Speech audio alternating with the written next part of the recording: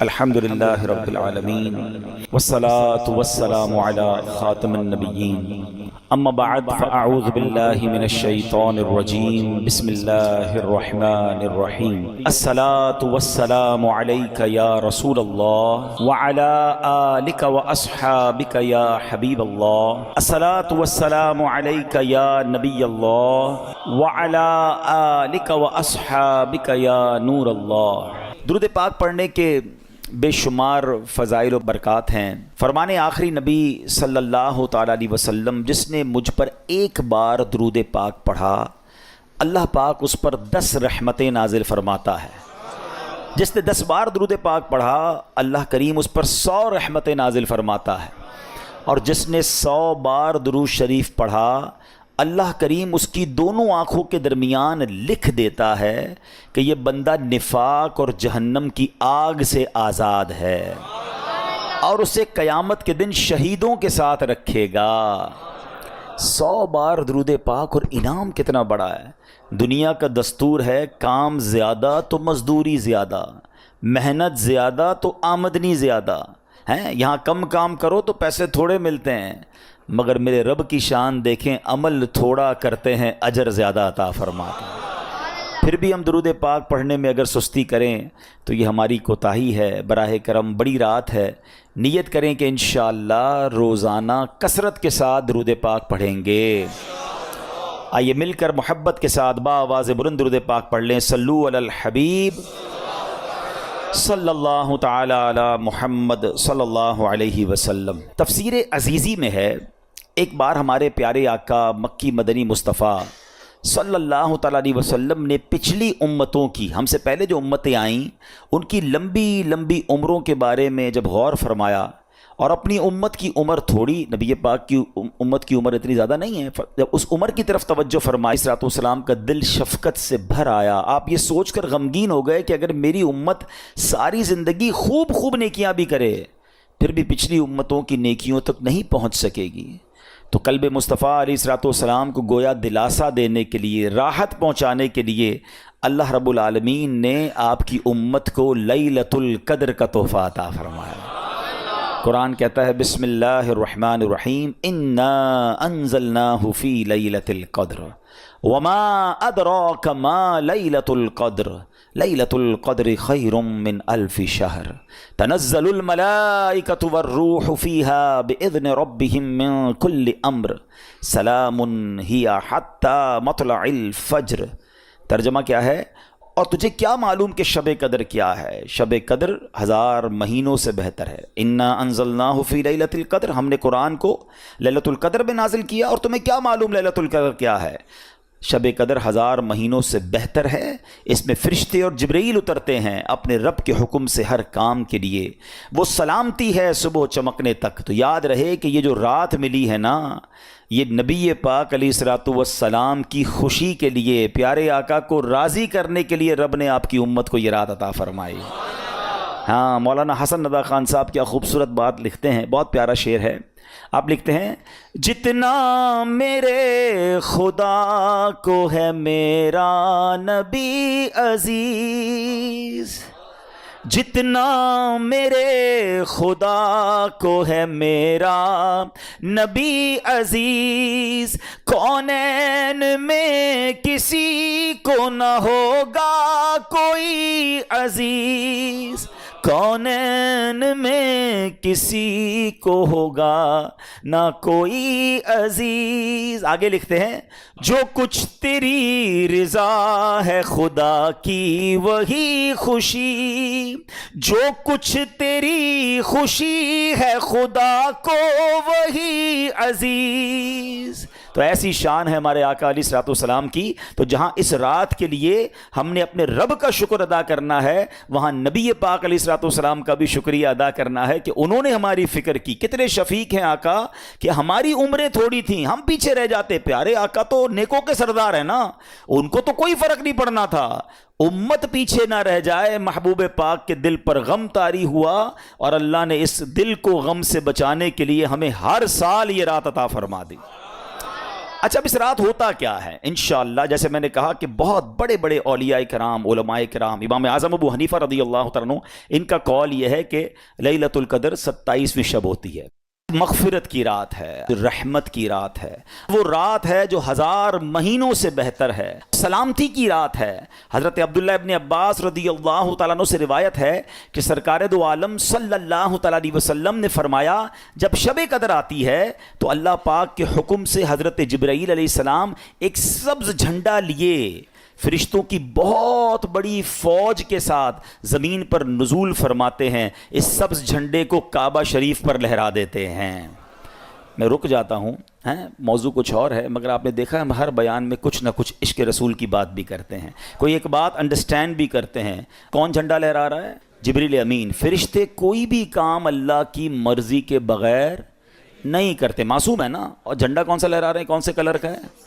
سبحان اللہ، اب سمجھداروں کے لیے اشارہ کافی ہے۔ پرچم لگانا، وہ بھی سبز پرچم لگانا اور مبارک ساعتوں میں لگانا، یہ فرشتوں کا طریقہ، یہ اللہ کے حکم سے ہوتا ہے۔ مبارک ہو ان کو جو نبی پاک کی ولادت میں اور آقا کی خوشی میں پرچم لہراتے ہیں۔ ایک اور بات بتا دوں، حدیثوں میں یہ بھی مضمون موجود ہے کہ قیامت کے دن بھی نبی پاک کو پرچم عطا کیا جائے گا، اور وہ پرچم اتنا بڑا ہوگا جو سینکڑوں میل تک، روایتوں میں لکھا کہ گھڑ سوار، ہارس رائڈر، گھوڑا دوڑاتا رہے، جتنا راستہ طے کرے گا اتنا بڑا وہ پرچم ہوگا۔ تو میں کبھی کبھی اس وقت میں سوچنے لگا کہ یہ پرچم کیا کام کرے گا، اتنا بڑا پرچم۔ تو جو حج پہ گئے نا انہیں پتا ہے کہ جب 25-30 لاکھ کا کراؤڈ ہوتا ہے نا تو اپنا خیمہ ڈھونڈنے کے لیے خیمے کے اوپر بلون لگائے جاتے ہیں، بڑے بڑے غبارے ہوتے ہیں یا پرچم ہوتے ہیں، نشانی ہوتی ہے، ہمیں دور سے پتہ چل جاتا ہے یار ہمارا خیمہ وہاں پر ہے۔ ایسا ہی نا جب زیادہ کراؤڈ ہو تو لوکیشن پہچاننے کے لیے اپون دا اسکائی، اونچائی پہ کوئی چیز لگائی جاتی ہے، ٹھیک ہے۔ اب قیامت میں کراؤڈ کتنا ہوگا؟ ابھی تو 25-30 لاکھ حج میں ہوتے تو لگ پتا جاتا ہے، قیامت میں 800 کروڑ لوگ تو اس وقت دنیا میں ہیں، 8 ارب، یہ بھی سارے ہوں گے، اور حضرت آدم سے لے کر قیامت تک جتنے ہوں گے وہ سب ہوں گے، اب اربوں خربوں لوگ ہوں گے۔ ہم پیارے آقا کو کیسے تلاش کریں گے کہ کہاں ہے نبی پاک؟ ہم گناہ گار تو پتہ نہیں کہاں ہوں گے۔ پتہ ہے اس پورے سینیریو کو مولانا حسن رضا خان صاحب برادر اعلیٰ حضرت نے ایک شعر میں بڑا خوبصورت بیان کیا ہے۔ وہ شعر پتہ ہے کیا ہے؟ وہ کہتے ہیں مقام خسرو دیں دور کے غلاموں کو، یعنی نبی پاک کا جو مقام ہے، پیارے آقا کا کہاں قیام ہے، نبی پاک کہاں جلوہ فرما ہے، اگر کوئی دور بھی ہے تو اس کو کیسے پتہ چلے گا؟ مقام خسرو دیں دور کے غلاموں کو لوائے حمد کا پرچم بتا رہا ہوگا۔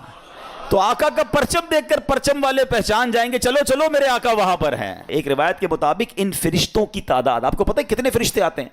فرمایا ان فرشتوں کی تعداد روئے زمین کی کنکریوں سے بھی زیادہ ہوتی ہے، یعنی پوری دنیا میں جتنے کنکر ہیں نا، انسان تو چھوڑ دیں، ان کنکریوں کی تعداد سے زیادہ فرشتے زمین پر نازل ہوتے ہیں، اور یہ سب سلام و رحمت لے کر نازل ہوتے ہیں۔ حدیث پاک میں آتا ہے حضرت جبریل علیہ السلام کے 100 بازو ہیں، جن میں سے وہ صرف 2 بازو کھولتے ہیں آج کی رات، اور فرمایا 2 بازو مشرق و مغرب میں پھیل جاتے ہیں۔ پھر حضرت جبریل علیہ السلام فرشتوں کو حکم دیتے ہیں کہ جو کوئی مسلمان رات نماز یا ذکر اللہ میں مصروف ہو اس سے سلام اور مصافحہ کریں۔ ہاں، فرشتے مصافحہ کریں گے مسلمانوں سے، جو نماز میں ہوگا، جو عبادت میں ہوگا، اور ان کی دعاؤں پر آمین کہو۔ فرشتوں کو آرڈر کیا ہے کہ لیلۃ القدر جتنے مسلمان عبادت کر رہے ہیں ان سے سلام مصافحہ کرنا ہے، ان کی دعاؤں پر آمین کہنا ہے، اور فرشتے یہ عمل جاری رکھتے ہیں، اور یہ عمل صبح تک جاری رہتا ہے۔ سلام ہی حتی مطلع الفجر، یہ صبح صادق تک جاری رہتا ہے۔ لیلۃ القدر رات سونا نہیں ہے، کچھ اور نہیں، بس دعائیں مانگی جائیں، اللہ سے عرض کرنا ہے، جھولی پھیلانی ہے، مغفرت طلب کرنی ہے، پھر نہیں پتا کہ زندگی میں یہ موقع آئے گا کہ نہیں آئے گا۔ مانگ لو چشم تر مانگ لو، سبز گنبد کے سائے میں گھر مانگ لو، مانگنے کا مزہ آج کی رات ہے۔ لیلۃ القدر کی رات تو مانگنے کی رات ہے، گر گڑانے کی رات ہے۔ علماء پتہ ایک اور بات کہتے ہیں، ہمیں کیسے پتہ چلے کہ فرشتوں نے ہم سے سلام کیا ہے؟ فرشتوں نے ہم سے مصافحہ کیا ہے، کہا اگر لیلۃ القدر کی رات تمہیں ایک کپ کپی سی محسوس ہو، تمہاری آنکھوں سے آنسو بہنے نکلیں، تم پر رکت طاری ہو جائے، تو سمجھ لو فرشتے تمہیں ٹچ کر کے گئے ہیں، فرشتے تم سے ہاتھ ملا کر گئے ہیں۔ رونا ہے، گر گڑانا ہے، مانگنا ہے، بڑی مبارک رات ہے۔ پڑھنا کیا ہے؟ بی بی عائشہ صدیقہ رضی اللہ تعالی عنہا نے نبی پاک علیہ الصلوۃ والسلام سے عرض کی، حضور اگر میں لیلۃ القدر کو پالوں تو میں کیا پڑھوں؟ تو پیارے آقا نے جو دعا تعلیم ارشاد فرمائی، آئیے مل کر 3 بار پڑھ لیتے ہیں۔ اللہم انک عفو کریم تحب العفو فاعف عنا یا غفور یا غفور یا غفور۔ اللہم انک عفو کریم تحب العفو فاعف عنا یا غفور یا غفور یا غفور۔ اللہم انک عفو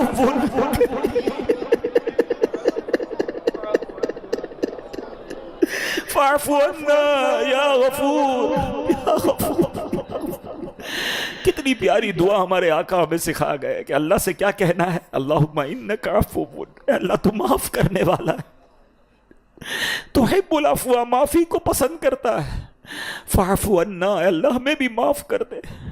بہت امید ہے، بہت امید ہے، وہ بڑا کریم ہے، اس کی رحمت یہی تو چاہتی ہے ہم بخشے جائیں۔ یہ کیوں ہمیں رمضان ملا، یہ کیوں عشرہ رحمت آیا، یہ کیوں عشرہ مغفرت آیا، جہنم سے آزادی کا عشرہ۔ آپ دیکھیں تو صحیح رحمت کا پلان کیسا ہے کہ کہیں نہ کہیں میرے بندوں کی بخشش ہو جائے، کبھی تو کوئی ایسا کام کر لے کہ اس کی بخشش ہو جائے۔ پھر لیلۃ القدر بھی عطا فرما دی اس مہینے میں۔ روایتوں میں آتا ہے رمضان کی ہر افطار کے وقت 10 لاکھ 1 ملین گناہ گار جہنم سے آزاد کیے جاتے ہیں۔ اور پھر رمضان میں جمعہ آتا ہے تو فرمایا ہر گھڑی 10 لاکھ گناہ گار آزاد کیے جاتے ہیں۔ لیلۃ القدر تو 1000 مہینوں سے بہتر ہے۔ ایک اور رات جس کو ہم مس کر جاتے ہیں، مجھے آج اس پر بھی بات کرنی ہے، اور وہ رات ہے، وہ ہے لیلۃ الجائزہ۔ یہ کون سی رات ہے؟ یہ آنی ہے چاند رات۔ ہاں، اس کو مس کر جاتے ہیں ہم۔ یہ بڑی کمال کی رات ہے۔ جائزہ کس کو کہتے ہیں؟ عربی میں جائزہ کہتے ہیں انعام کی رات ہے یہ رات ہے۔ اللہ کریم فرشتوں سے فرماتا ہے، فرشتوں بتاؤ اس مزدور کے بارے میں کیا کہتے ہو جس نے مزدوری پوری کی؟ فرشتے کہتے ہیں یا اللہ مزدور کو مزدوری تو پوری ملنی چاہیے۔ اللہ فرماتا ہے میرے فرشتوں گواہ ہو جاؤ، میں نے ان سب کی مغفرت فرما دی۔ یعنی لیلۃ الجائزہ میں حدیثوں میں مضمون ملتا ہے کہ پورے مہینے میں جتنے بخشے جاتے ہیں نا، اس پورے مہینے کی کاؤنٹنگ کے مطابق صرف اس ایک رات میں بخشش ہوتی ہے۔ مگر بدقسمتی سے ہوتا یہ ہے کہ چاند دکھتے ہی لوگ مسجدوں سے غائب ہو جاتے ہیں، پتہ نہیں کیا ہو جاتا ہے۔ اس بار ایسا نہیں کرنا، خدا کے واسطے ایسا مت کرنا، یہ انعام کی رات ضائع مت کرنا۔ مغرب کے بعد چاند دکھ جائے تو عشاء پڑھنے بھی لوگ نہیں آتے۔ ہم زبان سے تو نہیں کہتے، مگر ہم پریکٹیکلی میسج پتہ کیا دیتے ہیں کہ اے شیطان جب تک تو بند تھا نا تب تک ہم رحمان کے بندے تھے، جب تک ہم اللہ کی مان رہے تھے، جیسے ہی تو آزاد ہوا اب ہم نے اللہ سے تعلق چھوڑا، اب ہم تیرا ویلکم کریں گے، اب تیری باتیں مانیں گے۔ ہم کیا کرتے ہیں؟ ہم کیوں رب کو ناراض کر بیٹھتے ہیں؟ ارے اللہ نے اتنا دیا، اتنی رحمتیں، اتنی برکتیں، اتنی اسپرچویلٹی، اتنی روحانیت ملی آپ کو، کیا 2-4 دن میں ختم کر دو گے؟ ایسا مت کرنا۔ بہت رمضان ہم نے ایسا کیا ہے۔ اس بار آ گئے ہو نا رحمت کے گھر میں، اس بار آ گئے ہو نا اللہ کی بارگاہ میں، اب جڑ جاؤ، اب واپس مت جانا۔ خود بتاؤ کتنا لطف ہے۔ اس طرح کا لطف کہیں اور دنیا میں ملتا ہے کہ کریم پتہ ہے کدھر بیٹھے ہیں؟ اس وقت میں اور آپ کریم کے گھر میں بیٹھے، رحمان کے گھر میں بیٹھے ہیں، اور انشاءاللہ وہ کریم ہمیں اسی طرح اپنی بارگاہ میں جنت میں بیٹھنا بھی نصیب فرمائے گا۔ یہ ہم ہیں جو اسے چھوڑ کر چلے جاتے ہیں، اس کی رحمت تو بلاتی ہے، ہم ہیں جو بھاگ جاتے ہیں، ہم ہیں جو دور ہو جاتے ہیں۔ ارے ایسا سکون کہاں ہے دنیا میں؟ مجھے بتاؤ نا۔ میں جانتا ہوں آپ میں سے بہت سارے وہ لوگ ہیں جو 5 اسٹار ہوٹلز میں، 7 اسٹار ہوٹلز میں، بزنس کلاس میں، پتہ نہیں کیا کیا ٹریول آپ نے کیا ہوگا۔ اپنے دل سے پوچھ کر بتاؤ اس وقت جو آپ کے دل پر سکون طاری ہے دنیا میں کہیں اور؟ ہاں، مکے مدینے میں آتا ہے، نماز میں آتا ہے، عبادت میں آتا ہے، اللہ کے گھر میں یہ سکون آتا ہے۔ پھر ہم کیوں چلے جاتے ہیں؟ پلیز اس مبارک رات اللہ سے کچھ وعدے کر کے جانا ہے۔ اس مبارک رات ہمیں رب سے پکی دوستی کر کے جانا ہے۔ وہ پتہ ہے کتنی رحمت والا ہے اور اس کی رحمت کتنی بڑی ہے۔ آئیے میں آپ کو ایک واقعہ سناتا ہوں۔ آپ کو پتہ ہوگا کہ حضرت حمزہ نبی پاک علیہ الصلوۃ والسلام کے چچا ہیں، ہیں سید الشہداء، اور یہ اتنے عزیز چچا ہیں. اگر حضرت حمزہ رضی اللہ تعالیٰ عنہ سے نبی پاک کا جو لیول آف لو اور رسپیکٹ اور کنیکشن تھا نا وہ کچھ اور تھا. اب ہم عمر بھی تھے، نبی پاک کی عمر اور آپ کی عمر میں اتنا فرق بھی نہیں تھا. اچھا آپ کو شہید کیا گیا، اور وہ شہید بھی بڑی بے دردی سے کی، اور آپ کا کلیجہ چبایا گیا، اور کا طویل داستان ہے. مگر آپ کو ٹارگٹ کر کے جو شہید کرنے والا تھا نا وہ کون تھا پتہ ہے؟ اس کا نام تھا وحشی. ٹھیک ہے، اب نبی پاک علیہ الصلوۃ والسلام کا دل دیکھیں، پیارے آقا کی براڈ مینٹالٹی دیکھیں، اور اللہ کی رحمت دیکھیں. نبی پاک علیہ الصلوۃ والسلام نے وحشی کے پاس ایک قاصد بھیجا. اس واقعے کے کچھ عرصے کے بعد ایک میسنجر بھیجا اور کہا کہ جاؤ وحشی کو اسلام کی دعوت دو. دشمن، چچا کو قتل کرنے والا، مگر دل دیکھیں کہ یہ بھی کسی طرح اسلام میں آ جائے. اب ذرا نیگوشیشن دیکھیے گا. ہونا کیا چاہیے؟ لاجک یہ کہتی ہے کہ بندہ کہے یار مجھ جیسے گناہ گار کو اتنی بڑی آفر، چلو یار اسلام قبول کر لیتا ہوں. مگر وحشی نے عجیب سا جواب دیا. وہ کہتے ہیں کہ آپ یہ کہتے ہیں، اپنے نبی کو کہو کہ آپ تو یہ کہتے ہیں کہ جس نے کسی جان کو قتل کیا، اللہ کا شریک ٹھہرایا، زنا کیا، تو قیامت کے دن اس کے لیے تو عذاب دگنا کر دیا جائے گا اور وہ ہمیشہ اس میں رہے گا. میں نے تو یہ سارے کام کیے ہیں، تو کیا میرے لیے کوئی رخصت ہے؟ مطلب یہ ساری لسٹ تو میں نے کر کے بیٹھا ہوا ہوں. اسلام کی دعوت جاری ہے اور وہ اپنی طرف سے ڈیمانڈ کریٹ کر رہا ہے. تو نبی پاک علیہ الصلوۃ والسلام نے جب یہ پیغام سنا نا تو اللہ کریم کی طرف سے قرآن کی یہ آیت نازل ہوتی ہے. دیکھو میرا رب کیسا رحیم ہے. ارشاد ہوتا ہے الا من تاب وآمن وعمل صالحا. ترجمہ کیا ہے؟ مگر جو توبہ کرے اور ایمان لائے اور اچھا کام کرے. یعنی اللہ بخش دیتا ہے اسے جو توبہ کر لے، ایمان لے آئے اور اچھے کام کرے. تو جب یہ دوبارہ آیت بھیجی گئی کہ دیکھو اللہ نے آیت نازل کر دی ہے، اگین قاصد جاتا ہے کس کے پاس؟ وحشی کے پاس، کہ اللہ کی طرف سے یہ میسج آ گیا ہے. تو وحشی کہتا ہے یہ شرط تو بڑی سخت ہے، ممکن ہے میں اس پہ عمل نہ کر سکوں، ٹھیک ہے ایمان لے آؤں گا، مگر بعد میں اچھے کام نہ کر سکوں تو پھر میرے لیے کیا حکم ہوگا؟ اس کے علاوہ کوئی رخصت ہے؟ کوئی اور میرے لیے فلیکسیبلٹی ہے؟ اللہ اکبر. آپ دوبارہ اگر شاید سینیریو میں جو سمجھانا چاہ رہا ہوں کہ نیگوشیشن کس سے ہو رہی ہے؟ جس نے پہلے ہی بہت زیادہ ہرٹ کیا ہوا ہے، جس نے پہلے ہی ان کو معاف کر دینا ہی بڑی بات تھی، مگر نیگوشیشن ہو رہی ہے. وہ کہتے ہیں اور کوئی رخصت ہے؟ میں کیسے اچھے کام کروں؟ ضروری تو نہیں اچھے کام کروں، نہیں بخشا گیا پھر مارا جاؤں گا. تو اب جب نبی پاک علیہ الصلوۃ والسلام کے پاس یہ میسج پہنچتا ہے تو قرآن کی ایک اور آیت نازل ہوتی ہے. بے شک اللہ اسے نہیں بخشتا جس نے اس کے ساتھ کفر کیا، اور کفر سے نیچے جو کچھ ہے اللہ جسے چاہے معاف کر دیتا ہے. یعنی کفر نہ ہو، شرک نہ ہو، اللہ جسے چاہے معاف کر دیتا ہے. اگین یہ آیت وحشی کے پاس بھیجی گئی. دیکھو ایک اور پیغام آ گیا، ایک اور میسج، ایک اور فلیکسیبلٹی. ہائے ہائے ہائے. پتہ کیا کہتا ہے؟ کہتا ہے اس میں بھی تو ایک آپشن ہے نا، اللہ جسے چاہے بخش دے. کیا پتہ میری مغفرت نہ ہو؟ کوئی اور رخصت ہے تو بتائیں. سوچ رہے ہیں بات؟ اب انڈرسٹینڈ کر رہے ہیں کیا نیگوشیشن کا لیول ہے؟ کوئی اور بات ہے تو بتائیں. اس پہ بھی تو رب نے یہی فرمایا نا، اللہ جسے چاہے بخش دے. ہو سکتا ہے میری بخشش نہ ہو، میں نہ بخشا جاؤں، پھر کیا ہوگا؟ اللہ اکبر. ابھی بھی مجھے شبہ ہے. جب یہ میسج گیا نا تو اب قرآن کی ایک اور آیت نازل ہوتی ہے. ہائے ہائے ہائے، میں رب کی عطا پر قربان جاؤں، رب کی رحمت پر قربان جاؤں. ارشاد ہوتا ہے، اب اس کا ترجمہ سنو اور ایمان تازہ کر لو. فرمایا تم فرماؤ اے میرے وہ بندوں جنہوں نے اپنی جانوں پر زیادتی کی، اللہ کی رحمت سے نا امید نہ ہو، بے شک اللہ سب گناہ بخش دیتا ہے، بے شک وہی بخشنے والا مہربان ہے. وحشی کہتے ہیں ہاں اب مجھے اطمینان ہو گیا، اب مجھے ریلیکس ہو گیا. اللہ اکبر. وہ کلمہ پڑھ کر مسلمان ہو گئے. اے میرے پیارے اسلامی بھائیوں، اب ذرا سوچئے، آپ کو پتہ ہے حضرت وحشی کو اب رتبہ کیا مل گیا؟ ایمان لائے نا. کس کی بارگاہ میں آ کر؟ نبی پاک کی بارگاہ میں آ کر. اللہ کے نبی کو ایمان کی حالت میں دیکھا. صرف اسلام نہیں ملا، صرف مغفرت کی گارنٹی نہیں ملی، بلکہ حضرت وحشی کو صحابی ہونے کا درجہ بھی مل گیا. ہاں اب ہم ان کے نام کے ساتھ حضرت وحشی رضی اللہ تعالیٰ لکھیں کیونکہ وہ اسلام لے آئے، اور اسلام لانے کے بعد پچھلے سارے گناہ معاف ہو جاتے ہیں. اللہ اکبر. مگر ایک اور کمال پتہ ہے کیا ہوا؟ جب یہ سب کچھ ہو گیا نا تو اب ایک صحابی رسول نے عرض کی حضور یہ حکم صرف وحشی کے لیے ہے؟ یہ جو آفر تھی یا قرآن کی آیتیں نازل ہوتی گئیں، کیا یہ حضرت وحشی کے لیے یہ ہے؟ یہ سارے مسلمانوں کے لیے ہے؟ سنو میرے آقا فرماتے ہیں یہ تمام مسلمانوں کے لیے ہے.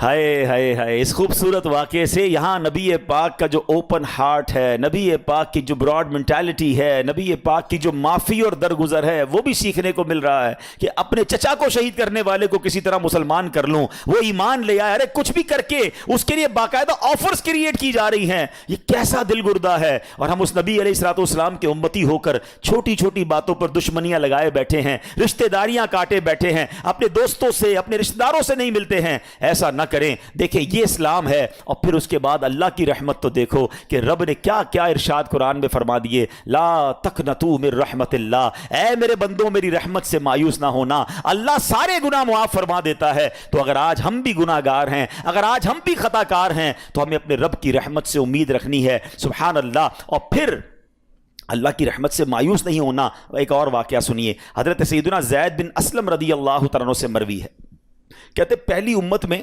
ایک شخص کثرت سے اپنے نفس پر سختی کرتا تھا اور لوگوں کو رحمت الہی سے مایوس کرتا تھا۔ جب اس کا انتقال ہوا تو کسی نے خواب میں دیکھا کہ وہ اللہ عز و جل کی بارگاہ میں حاضر ہے اور عرض کر رہا ہے، اے میرے رب میرے لیے تیری بارگاہ میں کیا اجر ہے؟ تو بارگاہ الہی سے جواب ملا، آگ۔ کس کو کہا جا رہا ہے؟ جو بہت عبادت کرتا تھا لیکن لوگوں کو ڈراتا تھا، اللہ کی رحمت سے مایوس کرتا تھا، فرمایا تیرے لیے آگ ہے۔ کہ یا اللہ میری عبادت میری ریاضت وہ کہاں گئی؟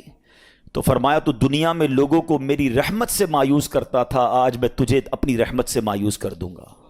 لا تقنطوا من رحمت اللہ، اللہ کی رحمت سے مایوس نہیں ہونا ہے۔ اے میرے پیارے اسلامی بھائیوں، ابن ماجہ کی حدیث ہے، حضرت ابو ہریرہ رضی اللہ تعالیٰ اس حدیث کے راوی ہیں، سرکار دو عالم علیہ الصلوۃ والسلام کا فرمان مغفرت نشان ہے، اگر تم اتنی خطائیں کرو کہ وہ آسمان تک پہنچ جائیں پھر توبہ کرو تو اللہ عز و جل ضرور تمہاری توبہ قبول فرمائے گا۔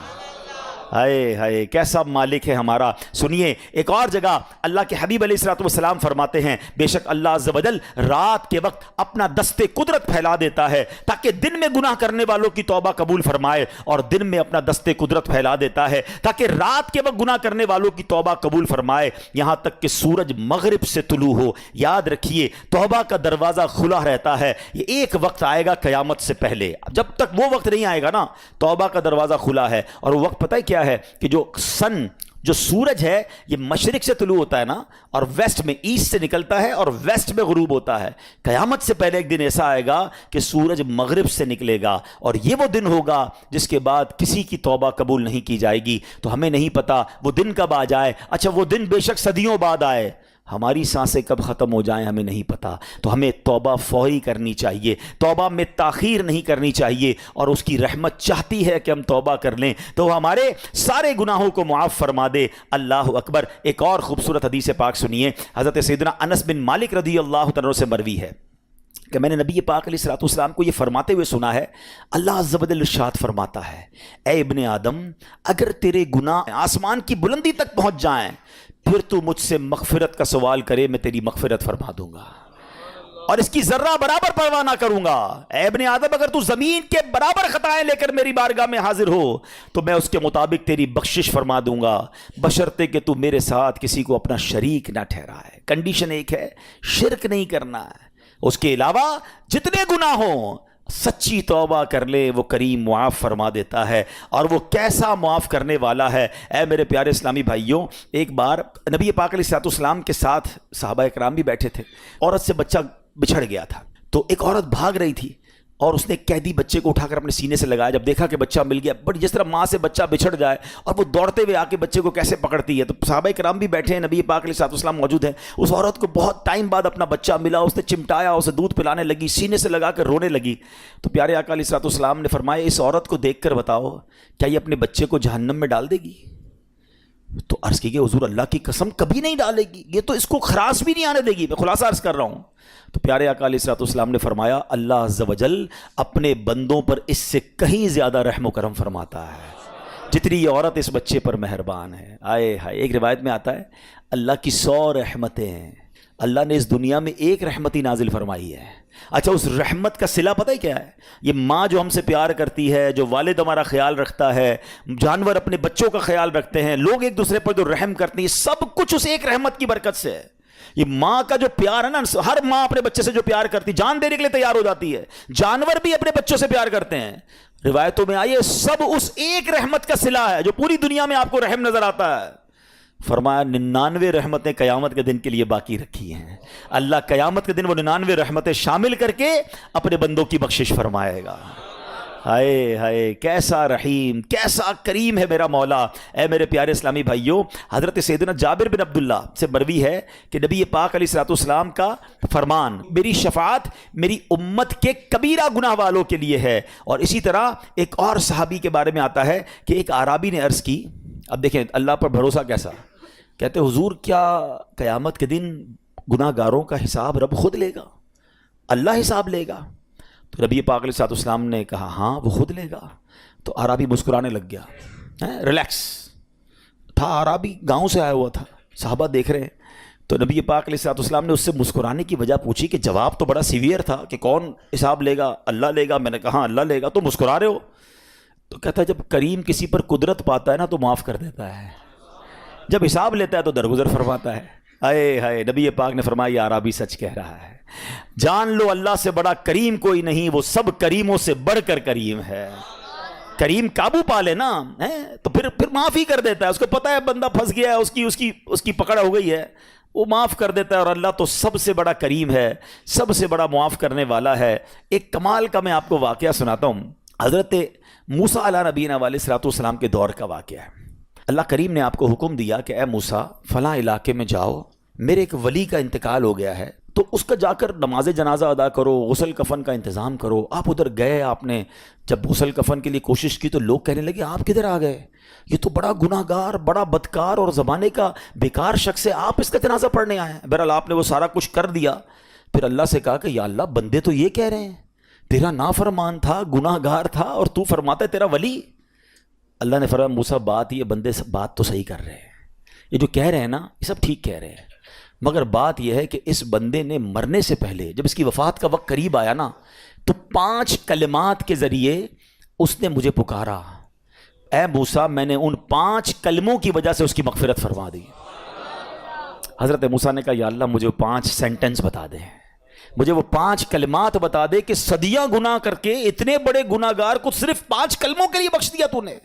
اب ذرا ان 5 سینٹنس کی خوبصورتی، ڈیپتھ اور اللہ سے کنیکٹیوٹی سمجھیے گا.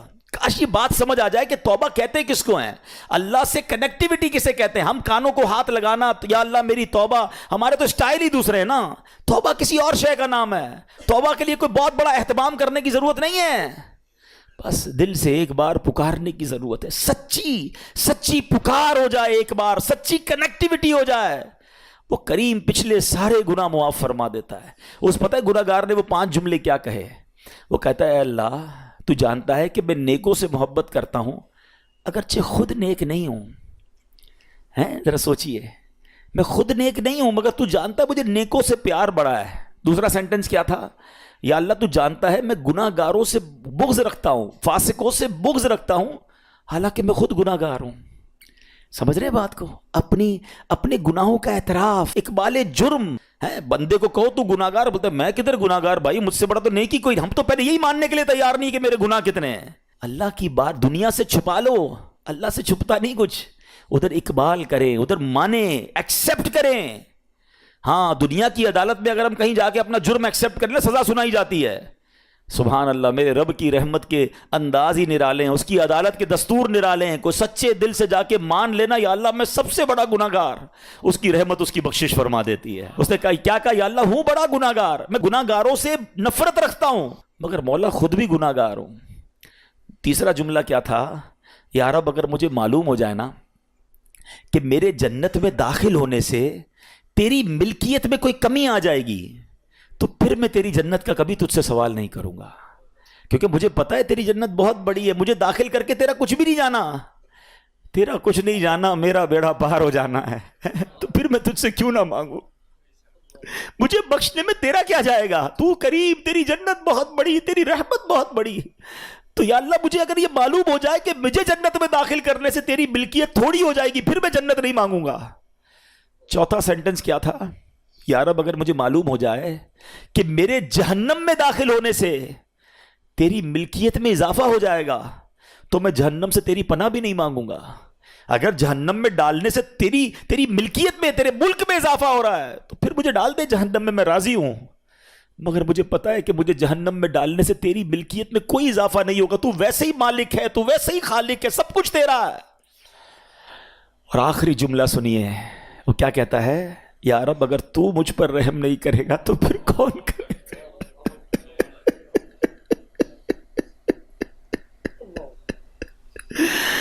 اگر اللہ رحم نہیں کرے گا تو کون کرے گا؟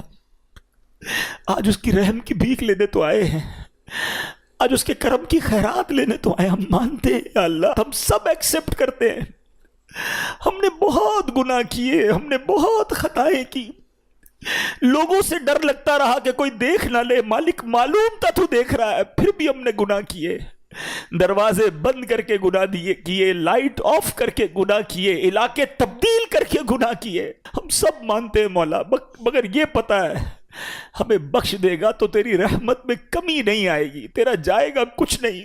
ہم بھی تیرے بندے ہیں، ہم بھی تیرے بندے ہیں، تیرے محبوب کے امتی ہیں مولا، تو رحم نہیں کرے گا تو کون رحم کرے گا؟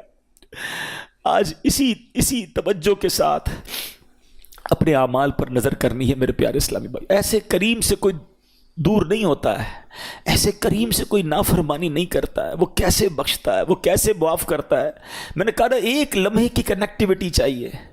حضرت عمر کا دور ہے اور ایک شرابی شراب کی بوتل لیے جا رہا ہے۔ حضرت عمر نے دیکھ لیا، کہ بتاؤ اس میں کیا ہے؟ اب مجھے بتائیے، شراب کی بوتل ہے ہاتھ میں، حضرت عمر سامنے ہے، حضرت عمر کی عدالت ہے، آپ کا دبدبہ ہے، آپ کا ایک خوف ہے، آپ کا ایک رولنگ سسٹم ہے، اسے پتا ہے میں پکڑا گیا تو گیا، ریڈ ہینڈ گیا، اب تو آج مارا جاؤں گا۔ ڈرتے ڈرتے کہتا ہے حضور یہ سرکہ ہے، شراب کی بوتل میں کیا ہے؟ سرکہ ہے۔ حضرت عمر کہتے ہیں مجھے دکھاؤ۔ اب پلیز ٹرائی ٹو انڈرسٹینڈ کہ کتنا فرق ہوگا اس بندے اور حضرت عمر میں، اور یہ کتنی سیکنڈ کی کانورزیشن ہوگی۔ دیر از نو بگ کانورزیشن، کوئی زیادہ ٹائم ہی نہیں تھا۔ دیکھو یہ ہے توبہ۔ وہ بندہ دل ہی دل میں اللہ سے پتہ کیا کہتا ہے؟ اللہ آج بچا لے، آج عمر کے سامنے ذلیل ہونے سے بچا لے، مالک وعدہ کرتا ہوں آج کے بعد شراب نہیں پیوں گا۔ اس نے کوئی مسجد میں جا کر دعا نہیں کی، کوئی ہاتھ نہیں اٹھائے، کوئی چیخو پکار نہیں کی، بس دل سے پکارا اپنے اللہ کو، اللہ آج بچا لے، آج بچا لے۔ آپ کو پتہ کیا ہوا؟ ڈرتے ڈرتے اس نے شراب کی بوتل حضرت عمر کے ہاتھ میں دی، اور وہ شراب کی بوتل جب حضرت عمر کے ہاتھ میں جاتی ہے تو وہ سرکہ بن چکی ہوتی ہے۔ ایسا ہے میرا مالک، ایسا ہے میرا مالک۔ مجھے ایک بات بتاؤ یار، اللہ کو ہمارے کتنے گناہ پتہ ہے؟ کبھی سوچا ہے آپ نے؟ یہ گناہ لوگوں کو پتہ چل جائیں، سارے چھوڑو یار، 2-4 پتہ چل جائیں، ہماری عزت کا کیا حال ہوگا؟ کوئی منہ لگائے گا ہمیں؟ کوئی ساتھ بٹھائے گا ہمیں تھوکے گا بھی نہیں ہمارے منہ پر کہ تو ایسا انسان ہے، ہم تجھے کیا سمجھتے ہیں، تو یہ کرتا ہے اکیلے میں؟ اتنے گناہ سب اسے پتا ہے، مگر سوچو نہ وہ کھانا روکتا ہے، نہ سانسیں روکتا ہے، نہ نعمتیں روکتا ہے، نہ ذلیل کرتا ہے۔ ارے ایسے کریم سے کوئی غداری کرتا ہے، کوئی ایسے کریم کی نافرمانی کرتا ہے، کوئی ایسے کریم کو چھوڑ کر جاتا ہے، کوئی اس کی عبادت سے منہ موڑتا ہے۔ ذرا سوچو تو صحیح ہم کر کیا رہے ہیں۔ خدا کی قسم رب سے محبت کرو، وہ بڑا کریم ہے۔ دیکھو نا کتنے عیب چھپائے، ہمیں عزتیں بھی دے رہا ہے۔ وہ پنجابی شاعر کہتے ہیں نا، ایک گناہ میرے ماں پیو ویکھن مینو عمری منہ نہ لاویں، ایک گناہ میرے ماں پیو ویکھن مینو عمری منہ نہ لاویں، لکھ گناہ میرا مالک ویکھے وہ پھر بھی پردے پاوے۔ دنیا میں 1-2 خطائیں ہو جائیں، باپ باپ گھر سے نکال دیتے ہیں، ایسا نافرمان بیٹا نہیں چاہیے۔ اللہ کو تو سب پتہ ہے نا۔ میرے پیر و مرشد لکھتے ہیں نا اپنے کلام میں، تجھے تو خبر ہے میں کتنا برا ہوں، تجھے تو خبر ہے میں کتنا برا ہوں، تو عیبوں کو میرے چھپایا الہی، تو عیبوں کو میرے چھپایا الہی، بنا دے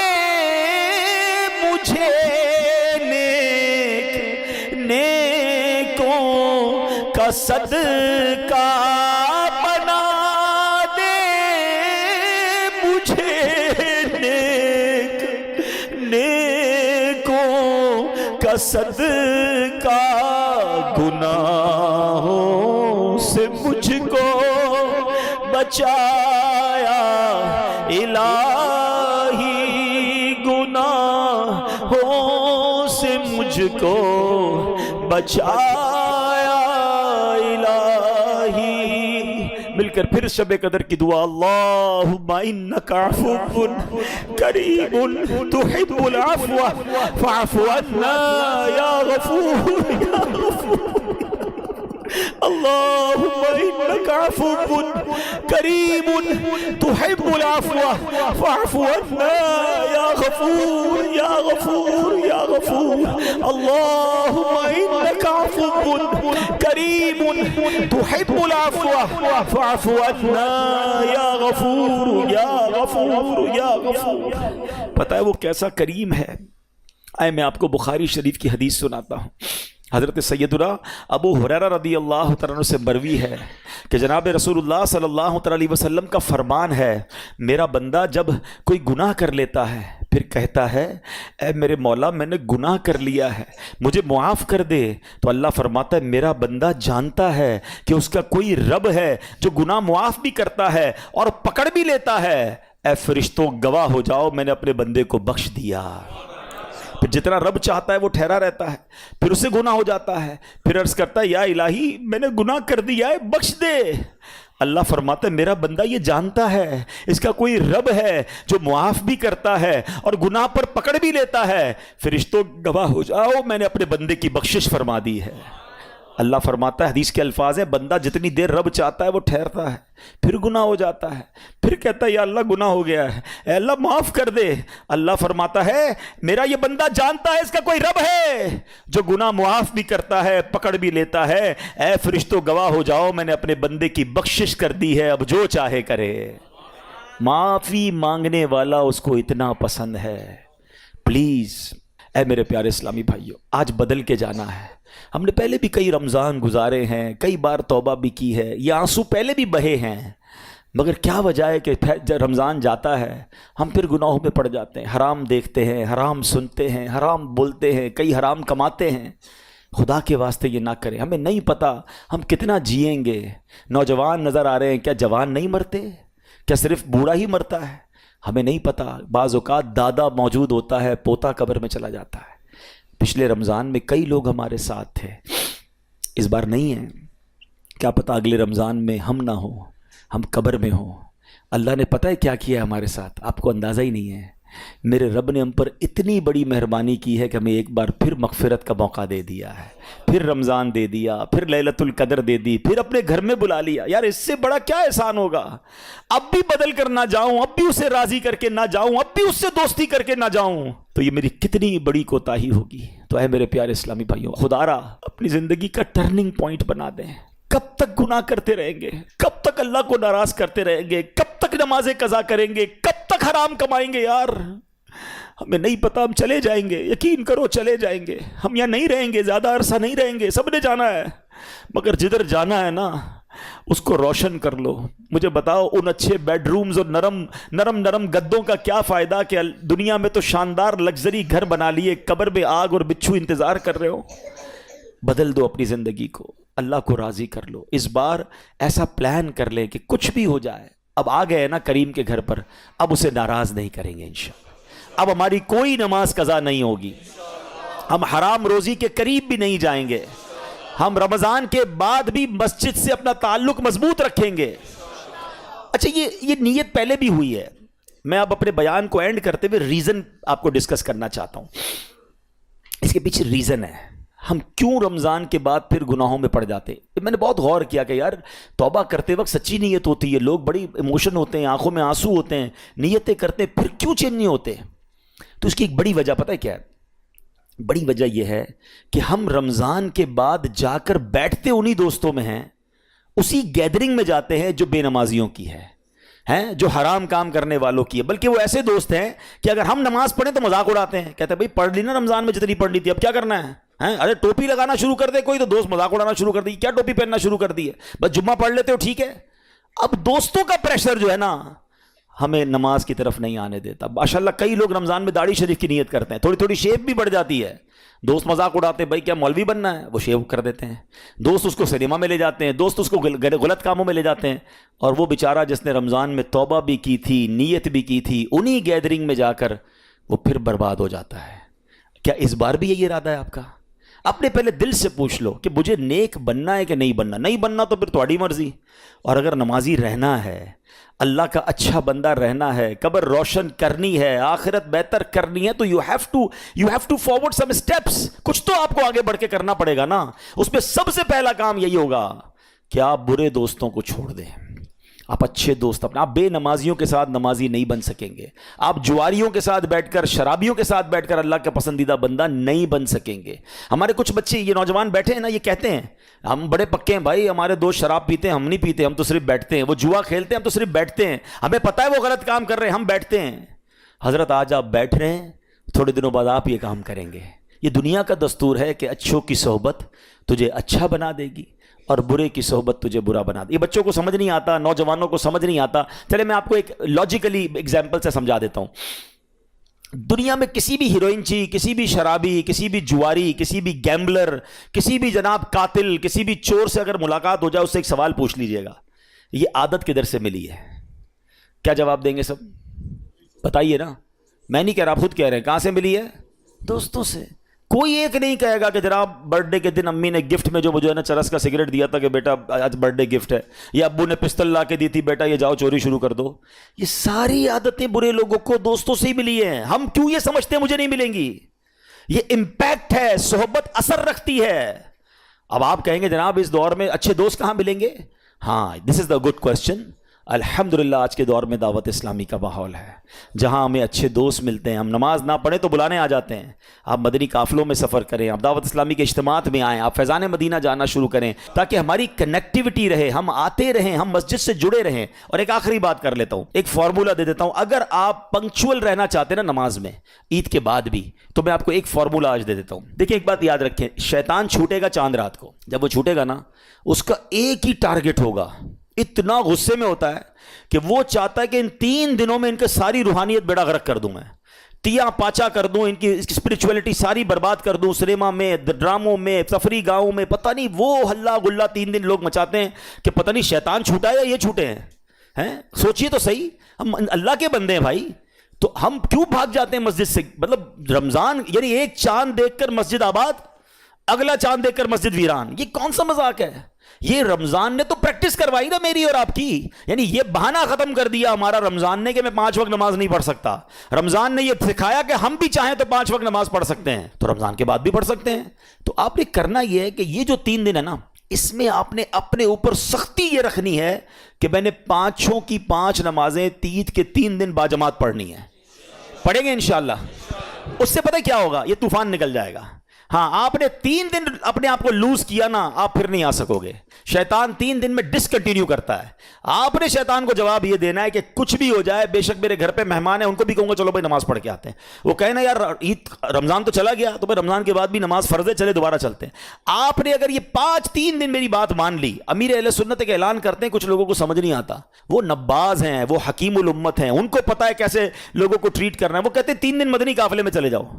لوگ کہتے ہیں یار عید کے 3 دن مدنی قافلہ سفر کراتے ہیں، بھائی عید تو گھر والوں کے ساتھ گزارنی ہے. ان کو پتہ ہے کہ 3 دن طوفان آئے گا، سیلاب آئے گا، اس سیلاب سے ہٹ کے جو اللہ کے گھر میں چلا گیا، سیلاب گزر جائے گا، واپس زندگی میں جائے گا، نارمل لائف ہو جائے گی، نمازیں باقی رہیں گی.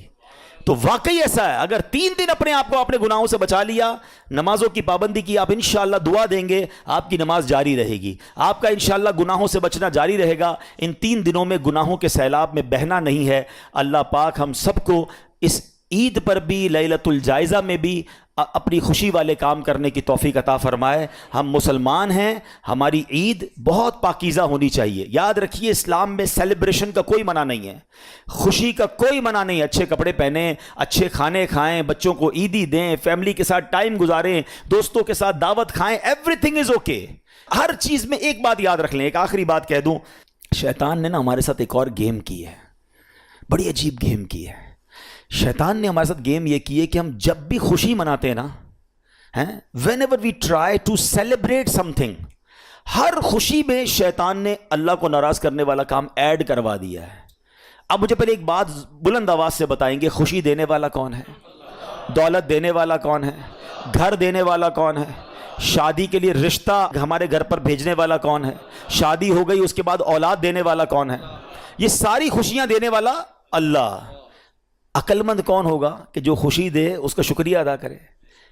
دنیا بھی یہ کہتے ہیں نا، آپ کو کوئی گفٹ دے آپ اس کو جزاک اللہ کہتے ہیں یار اتنا اچھا گفٹ دیا، اس کو ناراض نہیں کرنا. ہمیں شیطان نے اتنی بڑی بے وقوفی میں ڈالا ہے کہ جب جب اللہ کوئی خوشی دیتا ہے ہم ہر خوشی میں اللہ کو ناراض کرتے ہیں.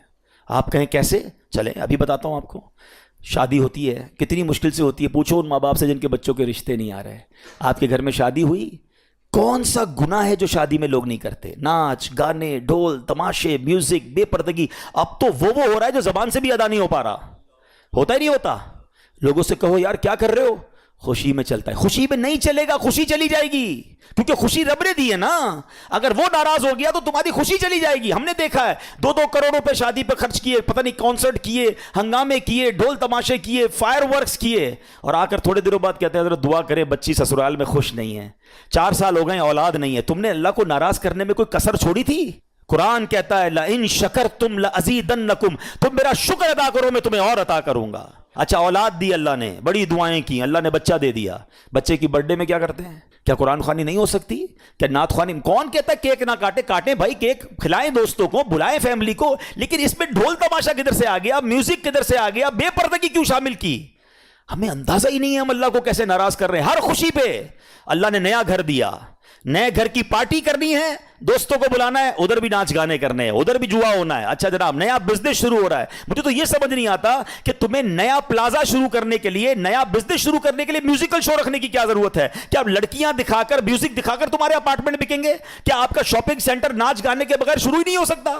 آپ خود سوچیں، آپ نیا کاروبار شروع کر رہے ہیں، یہاں سجدے ہونے چاہیے تھے یا صدقے ہونے چاہیے تھے. بلڈر آپ لوگوں کو پتہ نہیں کیا ہو جاتا ہے، اپنے پروجیکٹ کی جب بھی پروموشن کی آپ کو ویڈیو جاری کرتے ہیں، جب آپ اس کے کمرے دکھاتے ہیں، اس کی آفیسز دکھاتے ہیں، پیچھے میوزک لگا دیتے ہیں. ہر بندہ آپ کی ویڈیو دیکھے گا، آپ کو حرام کا گناہ ملے گا. آپ رب کو ناراض کر رہے ہیں، کیا وہاں کوئی اچھا سا کلام لگا دیں؟ یعنی عقل نہیں ہے کہ ہم ہر خوشی میں، ہر اسٹارٹ اپ میں ہر بار اپنے رب کو ناراض کر رہے ہیں، اور پھر ہم کہتے ہیں ہماری نعمتوں کو نظر لگ گئی، کاروبار ٹھپ ہو گیا، بچے خوش نہیں ہیں. ہم نے کسر کیا چھوڑی ہے؟ دنیا کا دستور ہے یار گفٹ دو، اور اگر سامنے والا شکریہ نہ دے ہم آئندہ گفٹ نہیں دیتے. ہم اللہ کو الٹا ناراض کرتے ہیں ہر خوشی میں. پلیز عید بھی خوشی ہے، اللہ نے دی ہے، کرے نا خوشیاں. مزہ کیا ہے کہ میں اپنی عید بھی مناؤں، اللہ کے 2 بندوں کو بھی عید کے تحفے دے کر ان کی بھی خوشیاں بڑھا دوں. لیکن نہیں، مجھے تو ناراض کرنا ہے اللہ کو. نمازیں قضا کرنی ہے، بے حیائی کرنی ہے، فلمیں ڈرامے گانے باجے. ارے بھائی اسٹوروں پہ میوزک چلنا، ایسا لگتا ہے شیطان کا استقبال ہو رہا ہے. 1 مہینے سے بند تھا، چلو بل کے ویلکم کرتے ہیں. نہ کریں ایسا، ہم یہ بہت بڑی غلطی کر رہے ہیں. لاجک بھی یہ کہتی ہے، عقل بھی یہ کہتی ہے کہ جب اللہ عطائیں بڑھائے ہم سجدے بڑھائیں، ہم شکر بڑھائیں، ہم صدقے بڑھائیں. ہو کیا رہا ہے؟ وہ عطائیں بڑھاتا ہے، ہم خطائیں بڑھاتے ہیں. تھوڑے پیسے تھے، تھوڑے گناہ تھے. زیادہ پیسے ہوئے، ارے یار میں تو انتظار کر رہا تھا پیسے آ جائیں، اب اپنے سارے ارمان پورے کروں گا، اب ساری عیاشیاں کروں گا. وہ رب نے تمہیں اس لیے دیے تھے.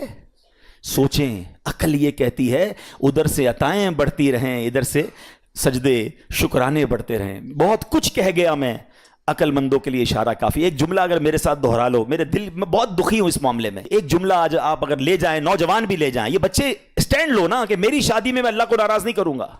اپنے ماں باپ کو کہو کہ میں شادی کے بعد لائف آپ نے گزارنی ہے، چند دوستوں کو خوش کرنے کے لیے کر لو گے ہلا گلا، نہ فنکشن اور نہ ناراضگی، اللہ والے کام. بعد میں زندگی تو تم اپنی وائف کے ساتھ گزارو گے، اولاد نہ ہوئی اور خوشیاں نہ ملی تو کیا کرو گے؟ تو میں آج ایک جملہ دینا چاہتا ہوں، آج کے بعد میں ہمیشہ ایسے خوشی مناؤں گا کہ میں بھی خوش، میرے گھر والے بھی خوش، اور خوشیاں دینے والا میرا مالک بھی خوش. کریں گے ایسا؟ عقل بھی یہ کہتی ہے یار. اور آئندہ ایک اور انشاءاللہ کا بلند نعرہ دل سے کہ آج کے بعد ایسی کوئی خوشی نہیں مناؤں گا جس میں خوشی دینے والے رب کو ناراض کروں. صلو علی الحبیب.